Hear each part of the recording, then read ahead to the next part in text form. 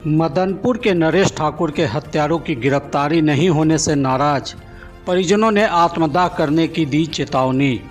आपको बता दें कि छतरपुर थाना क्षेत्र के मदनपुर निवासी नरेश ठाकुर की 24 दिसंबर 2023 को गोली मारकर हत्या कर दी गई थी।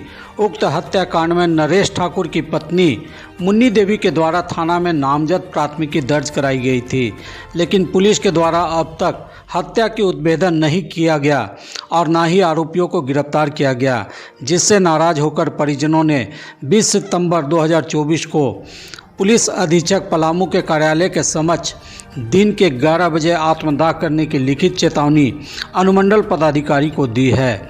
इस संदर्भ में मृतक नरेश ठाकुर के छोटे भाई उमेश ठाकुर ने कहा कि उनके भाई की हत्या सुनियोजित तरीके से भू माफियाओं के द्वारा कर दी गई है, जिनकी पहुंच राज्य के बड़े बड़े अधिकारियों और मंत्रियों तक है, जिसका भय दिखाकर हत्यारे खुलेआम घूम रहे हैं और केस उठाने के लिए दबाव बना रहे हैं। ऐसा नहीं करने पर पूरे परिवार को जान से मारने की धमकी दे रहे हैं। उमेश ने बताया कि उसके भाई की हत्या की घटना हुए 8 माह बीत जाने के बाद भी पुलिस के द्वारा हत्या का उद्भेदन नहीं किया गया और न ही आरोपियों को गिरफ्तार किया गया।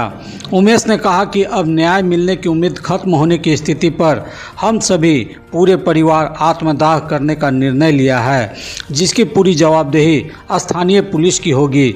इस अवसर पर नरेश ठाकुर की पत्नी मुन्नी देवी, बेटी रानी कुमारी, पुत्र रविंदर ठाकुर और नागेंद्र ठाकुर, भाई राजेश्वर ठाकुर और उमेश ठाकुर, पिता पूरन ठाकुर, मां मानमती देवी सहित परिवार के अन्य सदस्य मौजूद थे।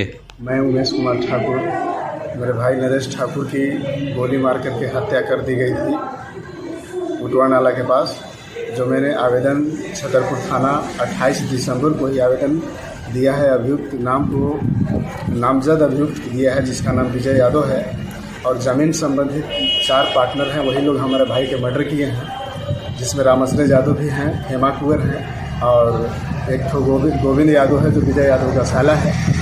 दूसरा छतरपुर थाना के प्रशासन, पूर्व एसआई, इसमें रमेश हजाम भी उसमें मिले हुए हैं। जब भी उनसे बात करते हैं टाल मटोल करके हट जाते हैं। हम लोग थाना में जब भी आते हैं हम लोग को डांट दबा करके हटा दिया जाता है।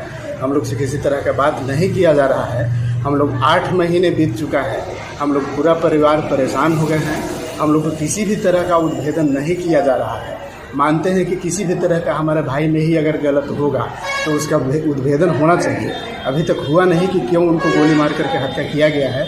यहाँ तक कि गोली मार करके जो हत्या किया गया था, तो यहाँ के पहले प्रभारी जो शेखर कुमार थे, कम से कम 2 महीने पोस्टमास्टम रिपोर्ट को थाना में छुपा करके रखे। हम लोग को बताया नहीं जा रहा था, हम लोग से भेंट नहीं करने दिया जा रहा था। थाना में आने के बाद डांट कर हटा दिया जा रहा था। हम लोग को अब तक न्याय नहीं मिलने के कारण अब हम लोग पूरा परिवार उग्र हो गए हैं। पूरा परिवार डर में भी हैं कि हम लोग को भी शायद मारा जा सकता है। अब अंतिम रूप में हम लोग जो है सो कि पूरा परिवार आत्मदाह का फैसला लिए हैं, जो 20 सितंबर को आत्मदाह करने जा रहे हैं। पलामू डाल्टनगंज जा कर के एसपी का जो अथी होता है, एसपी ऑफिस जा करके हम लोग पूरा परिवार आत्मदाह करेंगे।